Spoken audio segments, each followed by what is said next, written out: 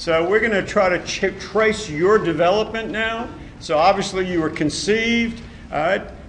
Okay, mom, a lot of prenatal influences that are there. We talked the other day about any type of chemicals your mom took in, whether it be foods, chemicals, went right to you. Okay, the higher chemical usage, drug usage for parents would induce some brain abnormalities for the child. Because remember, there's this developing brain that's just starting to develop, and the seat of who you are is in that brain. So if mom's not getting proper foods, mom's taking in different drugs, then it could have some type of effect on the developing brain that's there. So those of you who will be pregnant in the future, when you want to be pregnant, I hope in the future, and you do, just be real careful about what you do. You want to stay healthy, you want to get your well baby checkups, your prenatal checkups, take your vitamins, exercise, do whatever you want to do, but just be careful about what you take in. We also now know that when mom is stressed out or even depressed, her neurochemicals are going to change, which means those neurochemicals go to the babies as well. So you'd want to try to be fit that way as well and not be so stressed out. Not an easy thing to do in our life today. So what we're talking about here is something called deprivation and enrichment in regards to what's going on in the brain. There are fewer dendrites and synaptic connections as you go through prenatal development, and once the baby is born with a set connections.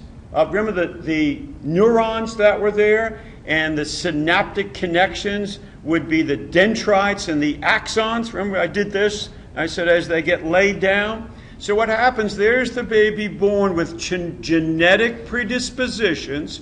That brain is kind of wired this way. And then what happens, early environments shape the developing brain by either blooming or pruning the synapses. What does that mean? The more experiences the baby has, over and over and over again, those synapses or the connections are going to start blooming. Okay, the connectivity start blooming and growing and growing and blooming. If the baby is not exposed to the environment, if the environment is not very enriching, the neurons then say, well, there's nothing going on here, and what happens? They begin to get pruned. So as a parent, it's important to stimulate the baby's brain. So what we want to do is let the baby see, hear, touch, smell, contact that's there, talking to the baby, appropriate food. And when all that happens, the brain keeps blooming, right? Connections are being made. Blooming, blooming, blooming. You don't want the pruning taking place that's there.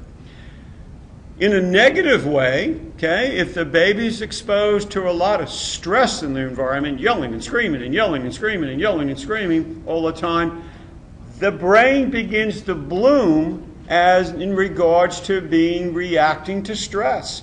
So that baby's brain is going to be wired to be, you ready for this, stressful. Because that's what they're experiencing. So whatever happens in your environment then is going to bloom that brain. Nothing going on, then there's pruning occurring there. Is this interesting to you? Because what I'm talking about here is that the environment really shapes the brain, and who you are is your brain.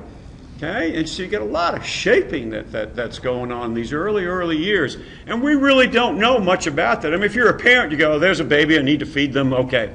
But it's so important to provide an enriching environment by reading to the child, talking to the child. As we go through this today, we're going to talk right now about Harlow's motherless monkey studies and just the importance of this. Look at me. Just the importance of doing this and hugging your baby, kissing the baby, talking to the baby, and what effect there is on brain development and then what we call social and emotional development.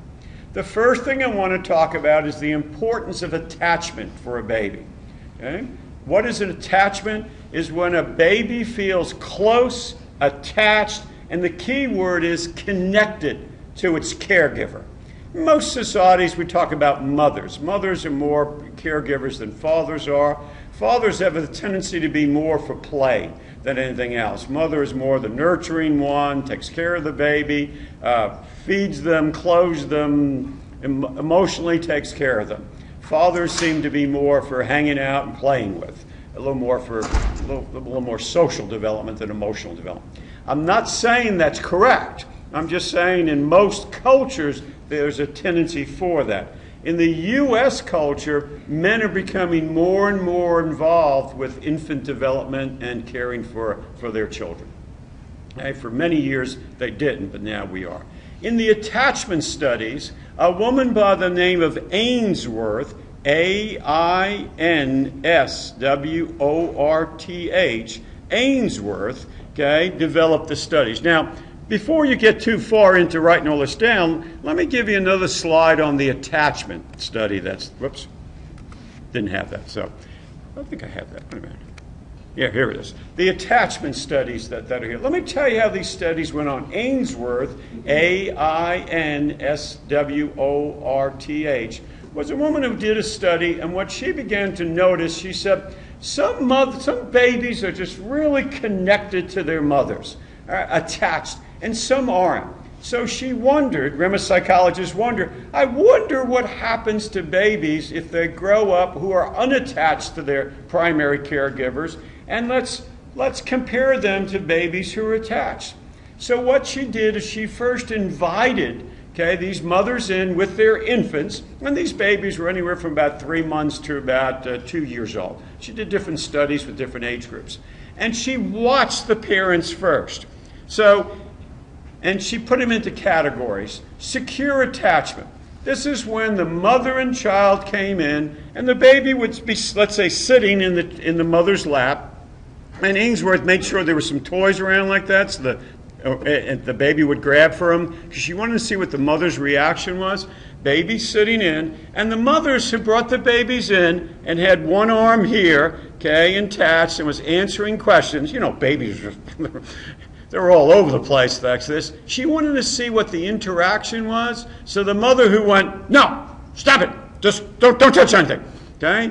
Ainsworth was like, what's going on there? And then most of the mothers were, the baby would go and reach, and the mother would say, could she have this? Ainsworth would say, yes. She'd go, here you go, honey, take that. And she would take it, and Ainsworth would say, well, hello, what's your name, little boy? Okay, and the boy would go like this, and the mother would say, well, his name is John. He doesn't talk just yet, but let's have John wave your hand. Hi, John. Okay, wave your hand. And what you began to see, there was a real interaction between the mother, and the child. It was as if they were connected pretty well. She was very gentle with the baby. Have this. No, don't touch that. Let's not do that. She might use a distracting technique. If the baby really wanted something, she'd say, no, look at this over here. And the baby would go over here. It seemed like they had a very securely attached relationship. Then the mothers who would come in and grab the kid and hold him real tight like this and say, don't touch that. And the baby would go grab something, she'd whack him on the hand, and Ainsworth would go, no, it's okay, she can have it. I don't let my babies touch anything. Oh, okay. Or another baby who would just be like all over the place, and mother would go, God, you're such a pain. Here, just sit on the floor, and here's a toy. Throw it down on the floor with the baby. Sounds kind of cruel, doesn't it?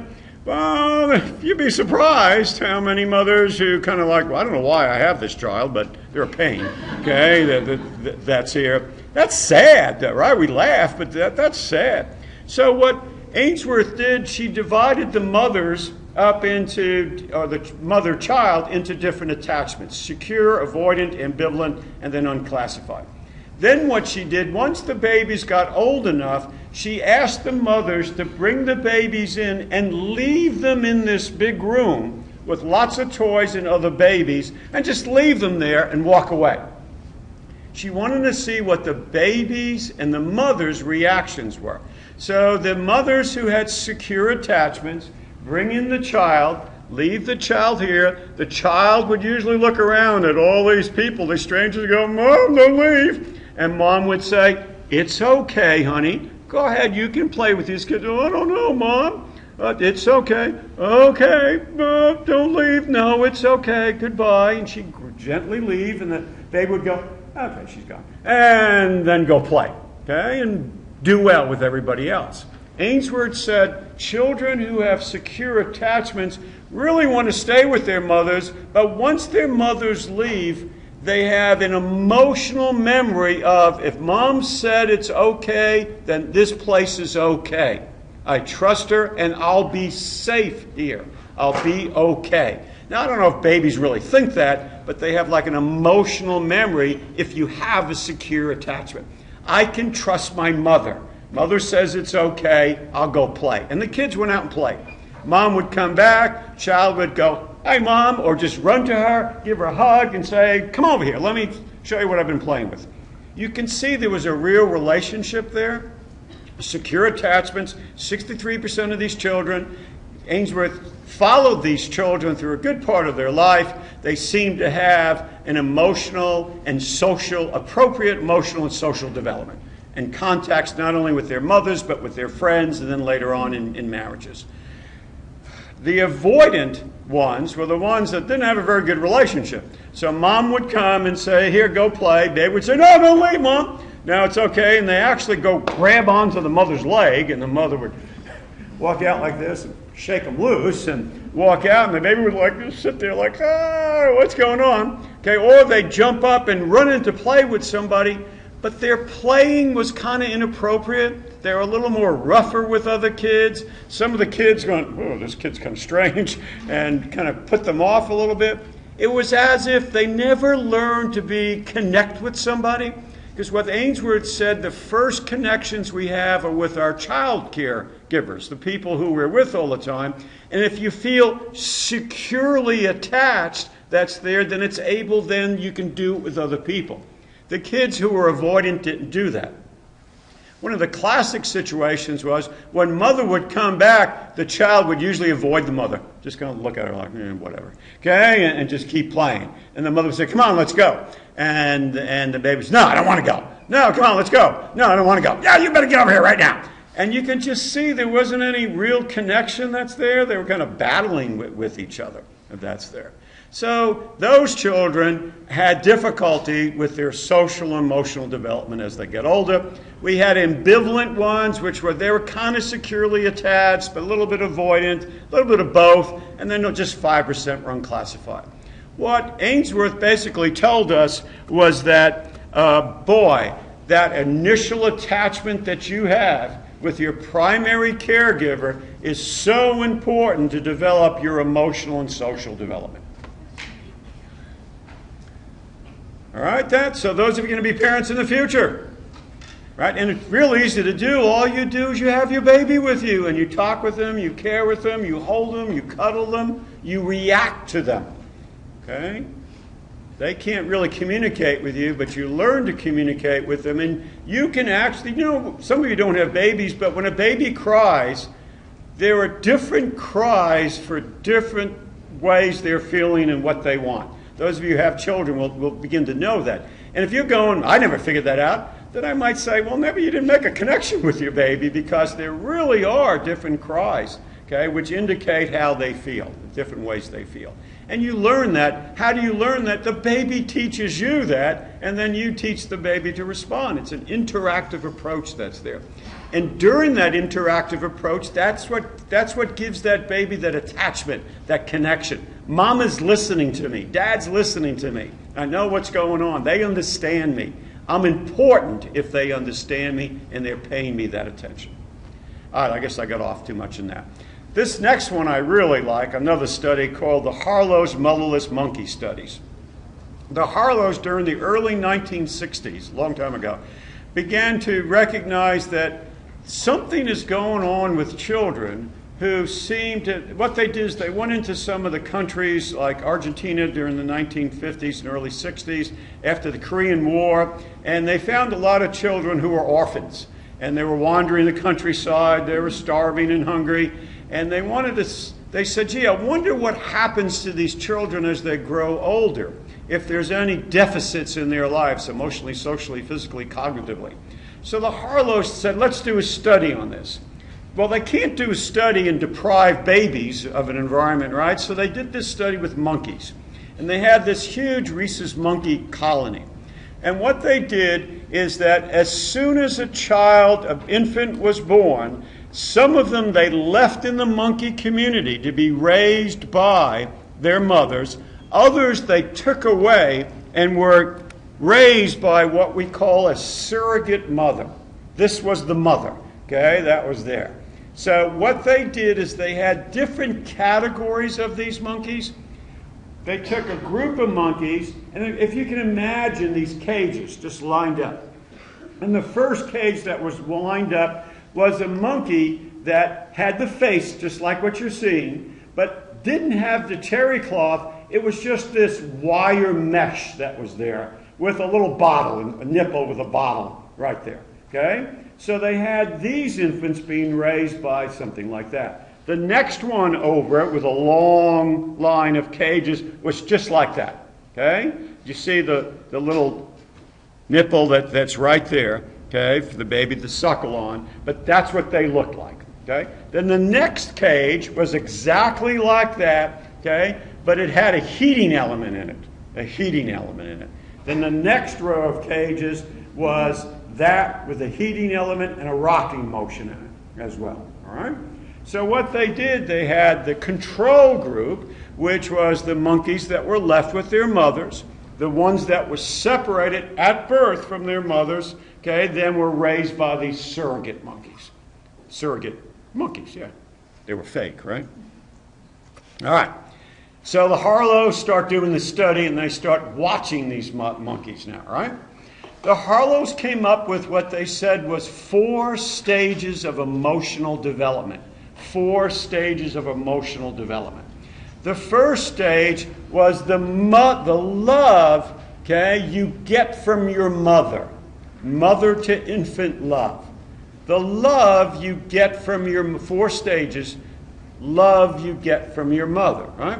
So the monkeys out in the community that were there, you know, the monkeys, little baby monkeys would jump up on mom and suckle on mom and stuff, and mom would kind of do this. If you ever go to the zoo and watch the mothers with their babies, they kind of rub them, they pick bugs off of them and stuff, they hug them, they turn them loose, the baby goes out and plays, then runs back to mom again, you know, because they don't know what's going on, and you know, they're getting that nice attachment that's there. Look what I'm doing too, they're getting a lot of this, a lot of contact comfort, a lot of contact comfort.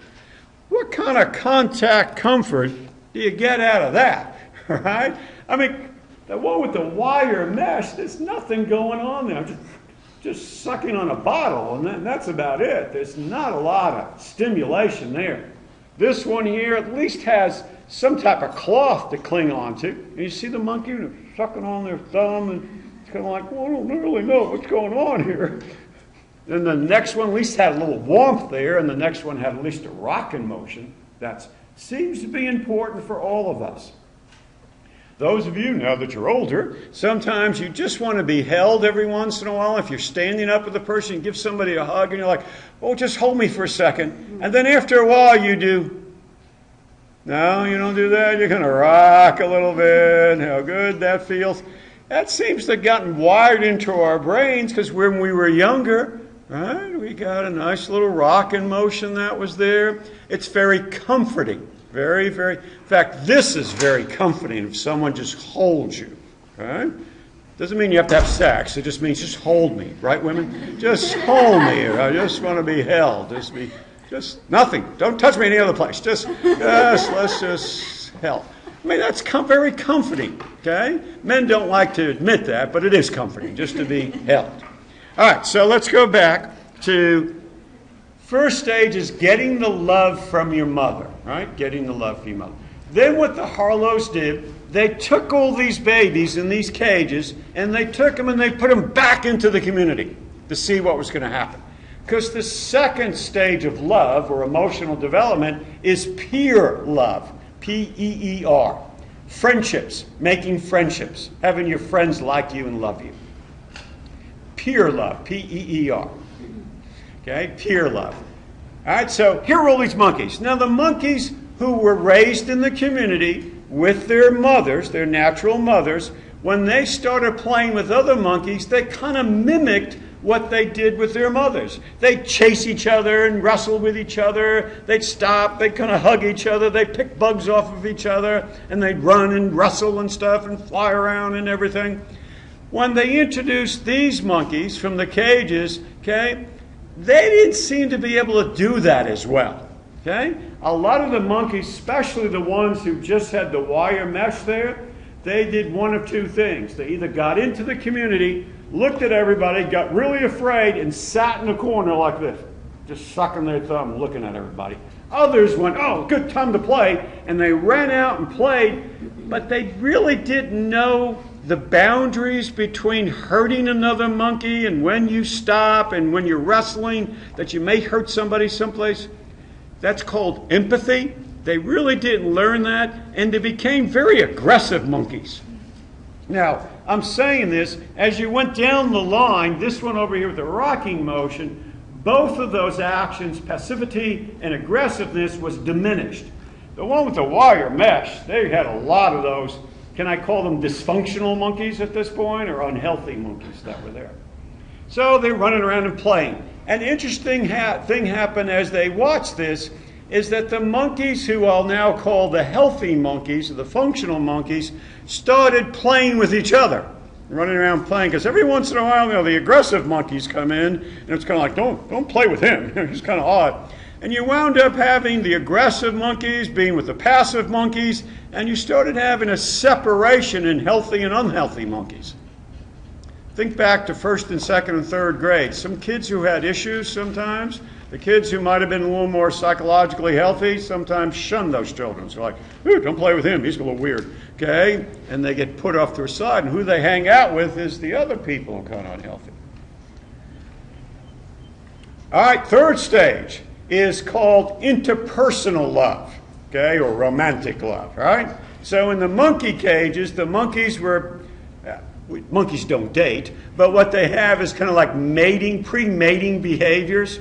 So what you have is male and female monkeys running around with each other like they're playing. Then they stop, and you can actually see the monkeys that caress each other like this. They stop, they pick bugs off of each other. They kind of groom each other, and they run around again, and they play a little bit more. And you start seeing them beginning to select who they want to mate with. Well, the healthier monkeys did this in appropriate ways. They chased each other, they stopped, they grabbed, they caressed each other, they looked at each other. And then when they wanted to mate, in rhesus monkeys, the female monkey indicates she's ready to mate, and she gets down on all fours, and she basically backs into the male monkey that's there. So it's kind of self-selecting, and it works.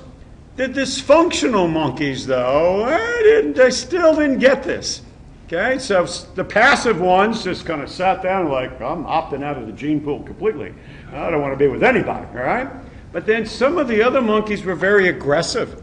Some of the other monkeys, the male monkeys would, I don't know if you call monkey rape or something like that, but what happened is they bat another female down and try to mount her right away, and that was pretty inappropriate in terms of rhesus, because I just said it was the female who said, I'm ready, and then selected. So they tried to do, some of the female monkeys were that way too. They'd knock a male monkey down and back into him. He was going, whoa, I'm not ready for this either. What's going on here? They became very, very aggressive. Gee, I wonder what happens when we get mating ages. Do you think sometimes healthy people choose other healthy people and dysfunctional people choose other dysfunctional people? You say, no, that doesn't happen. Yeah, that does happen. We have a tendency to separate out again. So what then happened was that these monkeys then got pregnant. The Harlows went and artificially inseminated any female monkey that was not pregnant. So the aggressive monkeys that were not pregnant, the very passive monkeys, they went ahead and inseminated them too, just to see what would happen with the fourth stage. I'm doing a circle here now, a cycle: mother to infant love, pure love, romantic love, and then we go back full circle. Now it's the love a mother can give to the infant. In the beginning was mother to infant love, but the love you got from your mother. Now it's, can a mother give love to the infant? We'll get that? All right? Give love to the infant. So the monkeys who were what we're going to deem as healthy, when they had their monkeys, they picked up their monkeys just like their moms did and caressed them and touched them and get a lot of contact comfort and stimulated them and fed them. The dysfunctional monkeys, the passive monkeys, baby monkey would jump on and suckle, okay, and the mom would be like, not even holding them. And the monkey would kind of grab on, okay, try to hold on. That's this. Sometimes she'd just do this. Push the monkey away, the baby away, and turn it back, okay? That's not abusive, but we call that neglect, right? Neglect. There are mothers who neglect their babies. This is the bad one, that the aggressive monkeys, okay, when their babies jumped on there, if they didn't like it, they took the babies and just pushed them away, slapped them away sometimes. This is very sad. Some of them even killed their babies. They took them and flung them against the cages and everything else. That we would call what? Abusive. That's there, abusive. Well, by the way, when the Harlow saw this happening, they stopped it. They said, no, we're not going any further. We're taking that baby away from that mother. That mother's too dangerous at this point. So they stopped some of those studies that were there. Now, what are we saying here? What we're saying in terms of stages of emotional development, that in order to have a healthy relationship as an adult, you probably needed to get all three of those, right? Mother to infant love first, pure love, romantic love, then you're able to give to your own child. Now, before any of you panic and say, oh my God, I didn't get that, okay? We're different. We're not monkeys, right? So just me talking about this right now, you may go, I really didn't feel real close to my mom. I don't know if I ever got that very much. But you know what? I'm a good person. It wasn't about me, okay, when I was growing up. My mom couldn't do it. She probably didn't get it from her mothers. But overall, I'm a good person. Sometimes you have to do self-love that's there. Some of you didn't get mother to infant love, but you had some friends who were really patient with you because you were kind of like pushing them away, and they went, no, I really like you. And they taught you that, you're okay. So their friends or their friends' mothers became your kind of surrogate mothers and gave you the love you needed, mother to infant love, pure love. Some of you didn't get mother to infant love, you didn't get pure love, but you really got lucky because you met some guy or some woman who was really patient with you because you kept pushing them away, pushing them away, pushing them away in passive or aggressive ways, but they eventually said, no, I like you, you're important. Isn't that what a mother does? No, I like you, you're important, you're wonderful, you're special. And you got it that way. And then the last group of you are smart frontal lobes, okay? And what you did is that you didn't get mother to infant love, peer love, or interpersonal love, but when you had your first child, it was kind of like, you know what? I'm going to give this child what I didn't get. And you gave them all the love they needed. And by the way, psychologically, when you do that for your baby, you do that for yourself. Isn't that interesting? Say yes, good. Okay? I mean, you're doing it because we're humans. We're not stuck like this. Remember the humanists who talked about we can change? That does happen, that's there. So no one gets stuck. But some people were fortunate. They were born to wonderful rhesus monkeys, mothers. Okay? And some of us were not. And what winds up happening, you try to get that through your life if you recognize what I'm talking about right now. Okay? And you think about your own relationships. Can you receive love? Can you give love? The Harlow said this was important. Now, let me tell you some other information, because all I'm talking about here is what? Emotional and social development, about getting along with people. The Harlows also recognized that these monkeys in these cages were developmentally underdeveloped emotionally, socially. That's clear, and I just explained it. But they were also smaller, physically smaller, and when they did monkey tests of intelligence, they were also delayed. The Harlows went, what's going on? These cages actually affected them? Yes, it did. What it did is that the babies who didn't get this, contact comfort, stimulation, touching, caressing, holding, hugging, also did not get sensory stimulation, because when the mother does this, they talk to the baby, they put the bugs off, they push them away, they hug them. As parents, what do we do with babies? Right? You're breastfeeding a baby, you give them a bottle, you don't just go, here's a bottle. When will you be done? Okay, here's my breast. When are you going to be done? Hurry up, don't hurt me. Okay? What you're doing is you're saying, oh, baby, look at you. Look at you. Oh, boy, you're drinking a lot of milk today, aren't you? That's good. Oh, boy, that was a big burp, wasn't it? Ooh, wow. You change a baby's diaper, not the most wonderful thing in the world, but you clean them and you go, ooh, smelly poo-poos today. Yeah, let me clean you there. This is good. Oh, tickle, tickle, tickle, tickle. What you're doing, you're providing sensory stimulation. What we know about the brain is that you are blooming those synaptic connections through sensory stimulation. This was not happening with the dysfunctional monkeys. Can it happen with humans? Yes, it can. Now, we don't do actual research on this, but we've observed this. One of the most famous studies, you still with me, by the way? Don't drift off. One of the most famous studies was a study done in Romania. And it wasn't a study, it was real more of an observation. I'm not insulting anybody who grew up in Romania, okay? But after the Soviet Union collapsed and all the other Eastern European countries that lived under communism collapsed, what happened? The borders were opened up for the rest of the world to look and see what was going on. And in Romania at that time, they had a very strict policy of, I think it was 1 or 2 children per family. But they also outlawed birth control. You know, like, well, how do we do this? Okay? So what wound up happening, we had a lot of children who were taken away from their parents. You got 1 or 2, I forget what the number was, you got another one? We got that baby. The baby's going to be raised in some of these state institutions.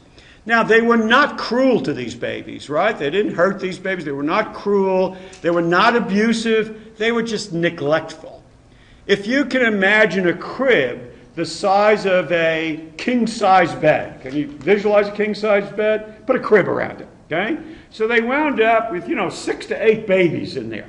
So when it came down to be fed, instead of picking up the babies, because they didn't have enough workers to do this and talk to the babies, they just had what's called a baby bottle props, which was like this little bridge, and you put the bottle on it, put the bottle in the baby's mouth, and the baby just kind of lay there like, and they went to the next one and the next one and the next one. No one ever did this with the babies, contact comfort. No one ever talked to the babies. They just lined them up. When they cleaned them, it was like, do you need it or not? Go, next one, next one, next one. And they never got this. Well, when the country opened up, people have always wanted to adopt children. So they said, Romania went, hey, we've got a lot of babies to adopt. And they told the world this. So people from all over the world went into Romania to adopt these babies. So when the people got there, they said, oh, look at this cute little boy. What is he, about 3 months old? No, he's about 8 months old. Really? He's just kind of small for that. Look at this baby over here. Look, he's wandering around and stuff. And what is he, about 2.5? No, he's 4. 4? Wow. What about this young man over here? He looks about 4. No, he's 8. What's the deal here? Well, what we began to find out when the pediatricians went in is that these children were delayed socially. We know that from the Harlow studies, right? Emotionally, we know that from the Harlow studies. But now we know they were delayed physically. They just didn't grow as quick. And the second part, when they gave them cognitive tests, their cognitions were also delayed. Why? The only explanation we can give, because they got the appropriate food, was the lack of contact comfort and sensory stimulation. Now, I also told you that the brain had a process called plasticity, which means the brain can keep developing and rewiring itself. The younger you adopted the baby, the quicker they caught up where they should have been. Because we have children who are delayed. It's not like they're permanently damaged in some way. They were just delayed. So the younger they were, the easier it was to stimulate the brain to get them to catch up. The older they were, the more difficulties they had in life. The kids who were like 5 to about 7 to 8 years old, they had more difficulties trying to catch up with that maturation process that's there. I think that's a fascinating study. Okay, that all it does is talk about contact comfort and sensory stimulation and how important it is for us to give that to children. You with me? All right. Do that for your babies, right, and your children. You stop any of this dysfunctional aspects that we have in life and move on beyond that. All right, did you develop an emotional connection as a child? Now, this is just for you, right? Did you develop an emotional connection? Now, did you, by the way, an emotional connection could be made with mom, dad, grandma, brother, sister. How about this one? Your dog. That might seem odd, but it's a connection that's there. Because whoever you made that connection with to this day, you have an unconscious feeling of, I really like them. I really like them. Now, you could have developed an emotional connection with your older sister because you come from a large family and your older sister was kind of your primary caregiver. Okay? And you just love your older sister. I just love her. But you don't like her. She's a creep. She steals your money, your clothes, your boyfriend. I don't know. She's just not a good person whatsoever. But you really like her. You really feel close to her. That could be because you formed a connection with her first. Your little doggy, when you were younger, you formed an emotional connection with. You were really tight with that doggy. I'm sorry. And then one day the doggy died. Okay? And you were really, really upset. Everybody went, what are you crying for so much? It was just a dog. That was not just a dog. Okay? You were emotionally connected, tight with that dog. I didn't know this until much later in my life, but my dad was very ill in the early parts of my life, and he was in a hospital for quite a few years. And so we lived with my grandmother and my aunt and uncle and all these other people that were there. And my mom went to work in my early years. So who raised me was my grandmother. In the early years, I formed the word is bond, an emotional bond first with my grandmother. So as I got older, it was always like, oh, there's Grandma. You know, I haven't seen her in years, but I really like Grandma.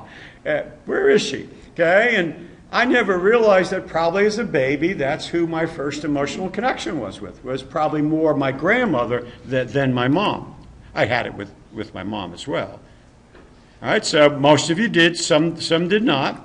Okay, who'd you develop my emotional connection with? Mother, grandmother, father, grandfather, sibling? Some of you may have developed an emotional connection with your nanny or a child care provider, and you really got tight with them.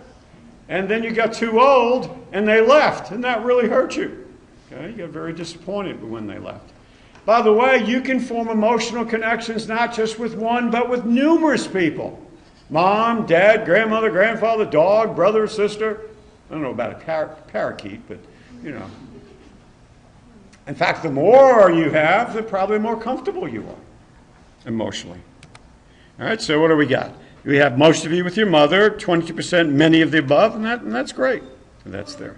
Hopefully we'll have dad be important as the years go on as well. All right. All right, I'm moving along. So we're still children. We're still children. So our primary relationship is with our parents.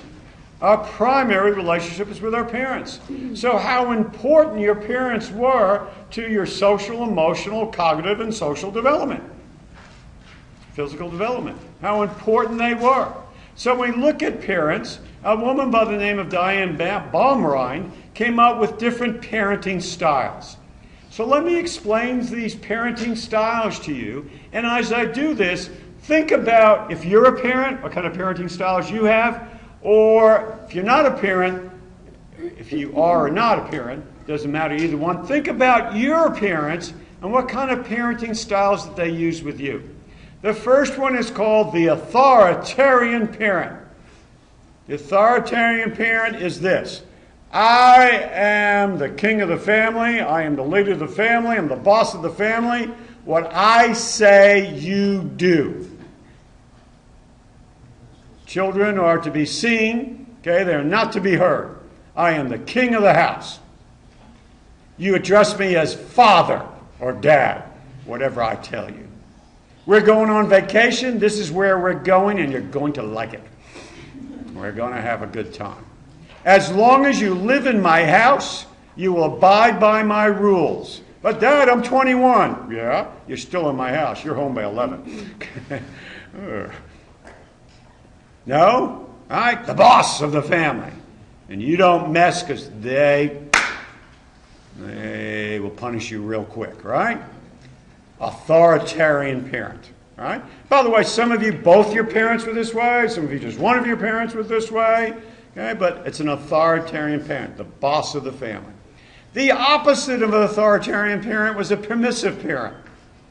Whatever. Don't call me dad or father. Call me Steve. It's all right. Because I want to be your best friend. That's a permissive parent. I want to be your best friend. Now, authoritarian parents have very strict what we call boundaries. This is what you can do. This is the only thing that you can do. Permissive parents don't have any boundaries for their parents. Just do whatever. You know, when you were 13, 14, 15, 16, they talked about curfews with you. Okay? Authoritarian parents said, you're home by this time. No ifs, ands, and buts about it. Permissive parents was, I didn't like a curfew when I was growing up. Come home whenever you want. Authoritarian parents, we don't do drugs. You don't do any type of drugs. You don't do anything. No sex, no nothing in your life. Period. Listen to me. Even though they were probably doing all that. Okay? Not for you. Permissive parents, when I was 14, I had sex and I was smoking pot too, so why not? I tell you what, I don't want you buying any pot or any other drugs, but I'll buy it for you and your friends. Come over to your house. It's cool. You know these parents? The permissive parents that are there. They're around.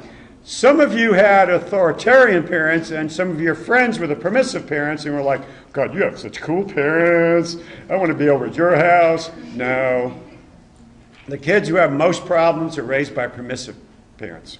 Those are the ones that they don't know any boundaries. They don't know how to handle and manage themselves. At least with authoritarian children, they at least have boundaries that what they can and can't do. Probably the most effective type of parenting, and probably the healthiest, is called authoritative parents. Now listen, authoritarian, I'm the boss, I'm right. Authoritative is, I'm responsible for you. I'm the authority. I'm responsible for you. Okay? In the end, we're going to do what I say, but I want to talk with you about this. Because I also recognize that you're in this house. It's the goal of mine that when you leave the house, you are going to be an independent and responsible person when you leave the house. So as you get older, the boundaries when you're younger are real narrow. This is what you do. But as you get older, the boundaries start getting a little looser and looser. What time is the curfew? Authoritarian parent, 9 o'clock, home. Permissive, whatever. Okay, authoritative, when do you think your curfew should be? I don't think I should have curfew. I think you should have curfew. I don't think so. I think none of my friends have curfews. I bet you they do. Okay, no, I don't think they do. Good, let's call some of your friends' parents. No, don't do that. Yeah, let's do that. In fact, I think that's a good idea. Maybe some of your friends and your parents, we all get together so we have similar rules. I want to talk to your parents. They're your friends' parents because, in case you get in trouble, you may not want to talk to me. Maybe the other parent can help me out. It takes a village to raise a child, so let's do that. So let's discuss once again what time you should be home. Let's negotiate this out. And I want you to tell me what happens if you break curfew. Let's also discuss what it's going to be. You see what they're doing here? It's, let me teach you to be more independent, responsible, and work with you. But in the end, I'm the authority, and I'm going to tell you. We're going to go on vacation. Where should we go? Your mom and I have been talking about this. Here are some of the options. What do you want to do? Mom and I are going to decide in the end, but we want your input. Decision-making for the children. All right, authoritative. I'm going to get to effective in a second, but I want to ask you some questions. What type of parent did you have? Authoritarian, both permissive, authoritative, 1 and 2, 2 and 3, 1 and 3. And I'm basically talking about your custodial parents, the ones you live with. I know some of you lived with one parent who was authoritarian and the other one wasn't, but what do you got? I want you to identify what you have. I want you to think about, when you become a parent, what would you like to become? Basically, you'll probably wind up doing what your parents did. Hate to say that to you, but what do we have? We have 36% are authoritative parents. When you see them, thank them. You should. You should thank them. They'll be absolutely shocked. Okay? Thank them for that. Number 6, 1 and 3, authoritarian and authoritative. We have 5, 2 and 3, permissive and authoritative. Okay. 1 and 2 would be 4, authoritarian and permissive. Boy, that was confusing for those of you, 7% of you, because one parent went, shh, don't tell your father, okay, and you got away with it, and the other one said, no, you can't. That was kind of confusing, but I'm glad the majority of you had authoritative, right? The next question then is, what's the most important trait a parent can have? I guess I should put number 8, which should be all of the above, right? Because, by the way, the answer to effective parent, what are the traits of an effective parent? All of those. What are the traits of an effective parent? All of those. But just out of interest, which one do you think is the most important trait?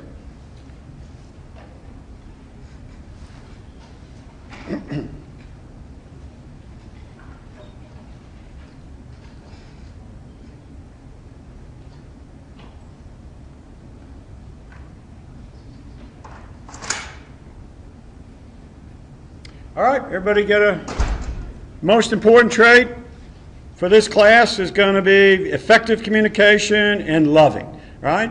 I actually think if you're loving, you do all of these. That's there, but all of these are important. So if you went back to where I had authoritative, permissive, authoritarian, and then effective, the answer to an effective parent, the traits are all of these. And you do need all of these.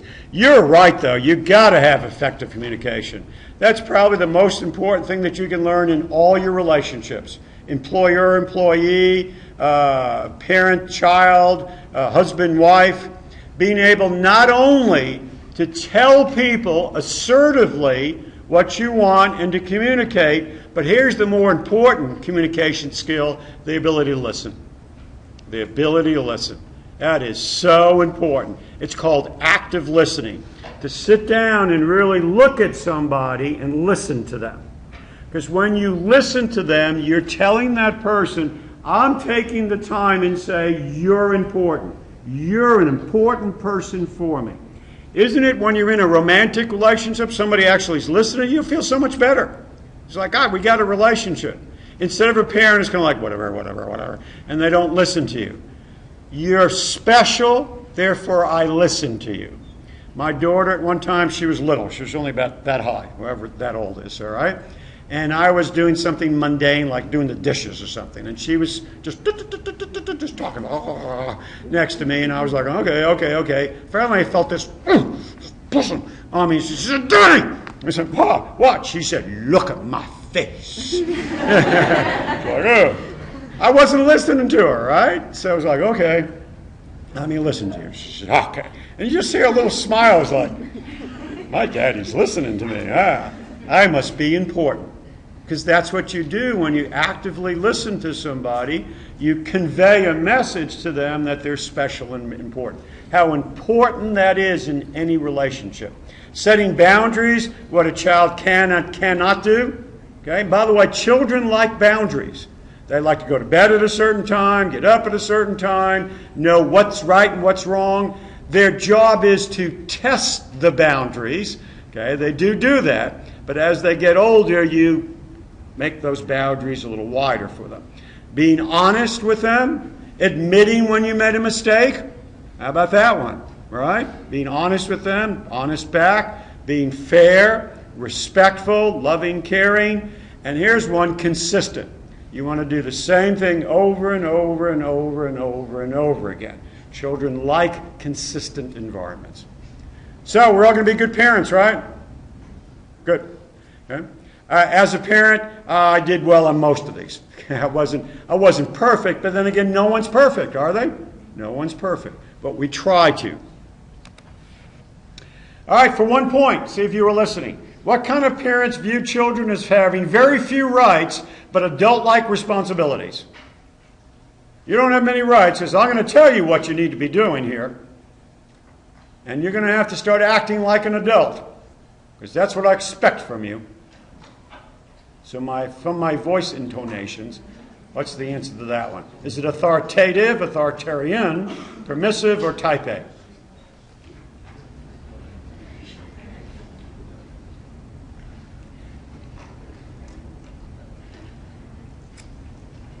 By the way, as you do this, I may mispronounce your name, but is it Fawn Lamb? Okay. After class come down, this is your assignment for your conversation partners. Right?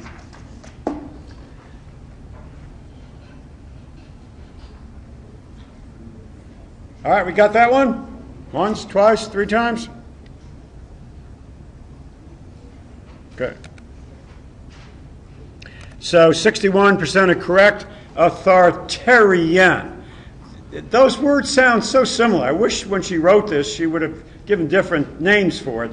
Authoritative is the parent who's the authority, right? So let's talk about what's going on. Let me help you set the boundaries. Authoritarian is the boss, right? Very few rights for a child. They need to be adult-like right from the very beginning. By the way, when you take your test, I do put some of these questions on the test. You will see some of the questions on the test. You will see some of the questions out of the learning checks at the end of every module. Sometimes I convert those into multiple choice test questions. Every once in a while, I'll grab a question from some of the sample multiple choice questions at the publisher website as well. All right, let's talk about other type of development. We're still developing as a child. We're still little children. How does a child learn language? How did you learn your language? Well, it's based on what's called a maturation process. You can't learn language until you're ready to learn language. You can't learn language until you have the physical abilities. What are the physical abilities? The ability to move your mouth and move your tongue around. Right? You have to have that. You can't learn language until you have the cognitive abilities. Right? Brain development, particularly in the auditory aspects, in the temporal lobes. By the way, if you had a lot of ear infections when you were a child and lots of colds, you didn't hear very well when you were growing up, and you were probably language delayed. Everybody else started talking before you did because you just didn't hear very well. So you got to be able to hear to develop language. That's there. How did you learn language? You learn language through what's called operant conditioning, through behaviorism. Remember we talked about B.F. Skinner and Watson with behaviorism? You were taught to do this. And you did it in slow, easy increments. We call these increments mother ease, or the politically correct term is parent ease. But once again, we know mothers also teach language more than dads do. Increments, small little steps. What you did is that you mimicked your baby's vocalizations, and then you took them one step beyond that. So babies, the first thing they do, this is going to sound really silly, is they coo at first. You hear them like little pigeons. And a mother will go, do you do what are you saying? Okay. Sounds kind of silly when you're outdoors, but when you're just with the body, that's what you do. You naturally do that. You mimic them. So the baby's brain is starting to get that sound. Ooh, what you saying? Ooh. And it's kind of, you're matching it. The brain is developing. Then the baby goes to what's called babbling. And they'll go, blah, blah, blah, blah, blah, blah, blah. And the parent will go back, blah, blah, blah, do you do? What are you trying to say? Can you say mama, mama, mama? Come on, say mama, mama, mama. The baby goes, blah, blah, blah, blah, blah, blah. Mama, mama, blah, blah, blah, to you too, but mama, mama. And dad goes, no, don't say mama, say da, da, da, da, da, da, da, da. Okay? So what the baby, as the brain develops, they're hearing this language, you're matching it, mimicking what you're saying, looking at your mouth. By the way, real small infants, this is the most developed part of their body. If you want to communicate with them from the beginning, you just do this. And at about 4 to 6 weeks, they'll look at you and go right back at you. They mimic you. That's the way you connect with your parents. Now, they don't do it very often. Their attention span is real short, but they can do that with you right away. So language development, as they get older, they attend longer to you, and you keep mimicking the sounds and put it into the next level. After babbling, we have monosyllable speech. So what do they learn? Mama, da, out, go, eat. And their favorite word is no, right? No. Where'd they learn that one from? From you, because you were going, no, don't do that. So they picked that one up early. So you may say to them, do you want to eat? Eat now, eat now. Johnny, eat now, Johnny. Johnny, eat now. And baby goes, eat. Yes, eat. Food. So like early caveman, okay? But that's all they can do. So, and again, as a parent, you're kind of like, God, where's my brain going? Because you're going, eat now, Johnny, eat now. Good for you, good. Okay? They mimic you, and they go from monosyllable to polysyllables. They start pulling things together. So now it's go outside. Go outside, right? Polysyllables that are there. Go outside. Johnny wants to go outside. Do you want to go outside? Go outside. Oh, you want to go outside. Good. Let's go outside and play. Play outside. Johnny plays outside. So what you're doing now, you're starting to string together syntax and grammatically correct sentences. So baby may say, me eat now. And you say, oh, you're saying you want to eat now. Eat now. You want to eat now. Want now. Eat. No, I want to eat now. Eat now. No, I want to eat now. I want to. Johnny, eat now. Want now. Want now. Eat. I want to eat now. Very good. And then you reinforce it. Okay, so what winds up happening, you use what? Like a conditioning that's there. And before you know it, by the child is 3 years old, they know 2,000 to 3,000 words. Wow! So quickly they pick all of that up. All right, so quickly. Now, the way they pronounce the words, sometimes only the parent knows what they're saying, okay, but at least they're on their way. All right, bilingual. You teach both languages at the same time, or one first, one second? Doesn't matter. Okay, you can do either one. Okay? If you are going to teach both at the same time, though, and you have the same word, okay, or have an object and you have two different names for it, the child is going to be a little language delayed. But what you're doing at an early age, whether you teach one language first or both at the same time, you're wiring the brain. Remember blooming? You're wiring the brain so they became a native speaker either way. Those of you who had English or Spanish as your native language, then you learned English or the other way around. What wound up happening is that when you first learned language, you had to translate it. And what does that mean? And you kept doing the translations until it became more what? Natural for you, and your brain adapted. But at a young age, you're wiring that brain right from the beginning. Right from the beginning, that's there. So whether you want to do both at the same time or do one first, you want to start it, though, by the time before they're 5 years old. You want to introduce those languages before they're 5. And you can do one, you can do two. I know one child who knows 4 languages already, and they're 6 years old. It's kind of like, how incredible. And it's not, they know Russian, which is not easy. Russian, English, Spanish, and there was another one that's there. Russian is a lot different than English and Spanish that's there. So that's pretty cool to be able to do that. All right. By the way, some parents don't like this. They call it baby talk, and they don't want to use baby talk. They use what's called adult initiated language. So when the baby is born, you talk to them in full syntax. So, you seem to be hungry right now. Would you like to eat something? Oh, so you want to eat something. Good. I think that's very appropriate that you eat whatever you want to eat. These nutritional meals are so good. Okay, and you're just talking in full languages. Those babies, by the way, are delayed in their language development because their brain is it's too much for them. They're delayed.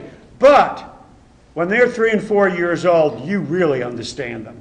Okay? And their language development is a little bit ahead of the parents who do mother parentees. So which one do you do? Either or. Okay? Just make sure you teach language, right? Kind of hard to get through the world without it. All right, so the next thing we want to talk about is cognitive development.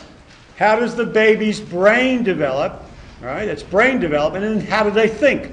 Cognition is how you think, how you think. So there are two terms we need to know before I do talk about baby's cognitive development. And one is called assimilation.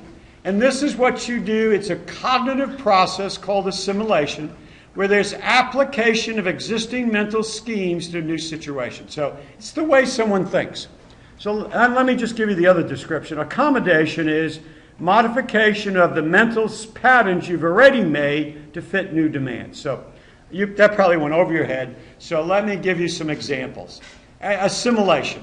The child is learning language already, but by the way, as the language develops, the brain develops. As the brain develops, language develops. They work together. So you're driving in the car on some farm-to-market road, and the baby looks out at this animal that has 4 legs. The body is pretty close to the ground. It has a hide to it. There's a big fat head, and it's eating grass. And the baby looks at it and says, "What that? What that? What that?" And you say, "That is a cow." Can you say cow? Say cow. The child goes, "Cow." You point at the cow. The baby points at it. Cow, cow. Good. What the baby is developing is a mental schema for what a cow looks like, right? Application of existing mental schemes to new situations. So they've got a schema they just developed. This is what a cow looks like. Cow. 4 legs, a hide, eats grass, big fat head. Okay? So the child goes a little further down, you drive a little further down the road, and the child looks out and looks at this other animal that has long, slender legs, is much higher off the ground, has a slender head, but eats grass, and they look at it and go, "What that? Big cow? Big cow." When they say big cow, what they're doing is assimilating. Application of existing mental schemas to new situations. You got that? I don't know what that is, okay? But what I'm going to do is take that new information and apply it to what I already know. They assimilate. But you're going to help them with accommodation when you say, no, that's not a big cow, that's a horse. Horses have long, slender legs, they run faster, they have shorter bodies, they're taller. And what the child now is doing is developing new patterns of thinking, new synaptic connections that's there, accommodation. As humans, we had to accommodate. We have to modify the way we think, okay, to new situations. It's called evolution. It's called adaptation to your environments. Some of your grandparents, when you give them a cell phone, they go, "Oh, I don't want that. Okay, I don't want to touch that. Okay, I may break it, okay, if I use different apps or something like that. Or in computers, I don't know if I want to do that."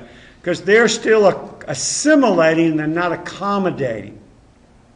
We all need to learn to accommodate rather than assimilate. All right, Piaget's stages of cognitive development. The name of the person that came up with the 4 distinct stages of cognitive development about how a child's brain develops and how their cognitions develop, the way they think develops. His name was Piaget. Nowadays, we look at Piaget's work and we say, wow, he was the first one really to develop this. This is great, but it's not 100% true. In fact, at one time, I used to have ages by all of these stages and say sensory motor was about 0 to 2 years old. I don't even do that anymore. All I can say is sensory motor is somewhere by the time you're born to around 2, somewhere around there, 2.5. Because what we know is that each environment may stimulate the child a little differently. Some people all children enter into sensory motor at 0, but some move into pre-operational at 18 months, 19 months, 14 months. So I can't give you exact ages. But let me explain these to you. Piaget said children really don't think when they're infants. All they do is react sensory motor responses. That's all it is. They don't sit and say, oh, there's my mother. She's coming into the room right now. Maybe I can tell her I'd like to watch Teletubbies right now. They're not thinking. They're just kind of laying there, and their brain isn't that developed. So all they're doing is they're reacting from a sensory motor reactions. What Piaget says, they don't even have the rudimentary cognitive memories. Their memories are all based on sensory memories.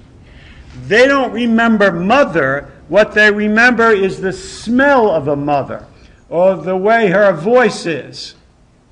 By the way, most babies don't even see very well until 2 or 3 months old. Everything is kind of blurry. But they recognize their mother through sense of smell or hearing. So all of their memories are based more on sensory motor memories that are there. Now, by the way, babies really do have a real basic memory developing, but not that exact. What Piaget says an important term is object permanence. Object permanence is the ability to keep an object in your mind permanently.